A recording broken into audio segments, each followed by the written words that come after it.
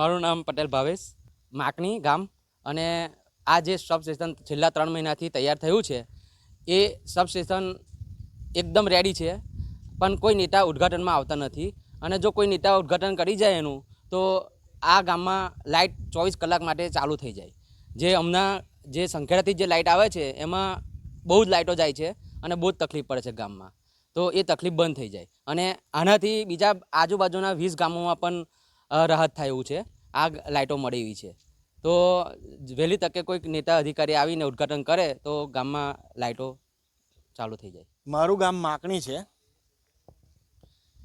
અમે અહીંયા આગળ જે રિબિન કાપવા માટે રાહ જોઈ રહેલા નેતાઓને હજુ સુધી કોઈક નેતાઓ આવી નથી રહ્યા. અને અમે જ્યારે ખાતમુહૂર્ત કર્યું તે દિવસ બી નથી આવ્યા અને ગામ લોકોએ ભેગા થઈને ખાતમુહૂર્ત કર્યું હતું. પણ આજે અમે એક આશા એવી રાખીએ છીએ કે કોઈક નેતા આવી અને આ રિબિન કાપી જાય તો સારું.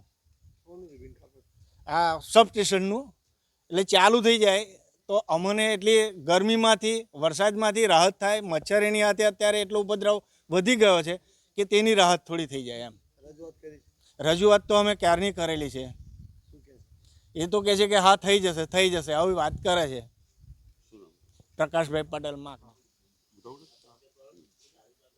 મેં માકણીનો રહીશ જ છું. જે તે ટાઈમે આ સબસ્ટેશનની અમે ઘણી રજૂઆત કરી, પછી અમને આ મળ્યું. કરોડો રૂપિયાનું સબસ્ટેશન હશે, અત્યારે એકદમ રેડી છે. કોઈ નેતા આવીને રિબિન કાપે એવી રાહ જોવાય છે. સંખેડાથી લાઇટ આવે છે, 10 કિલોમીટર છે.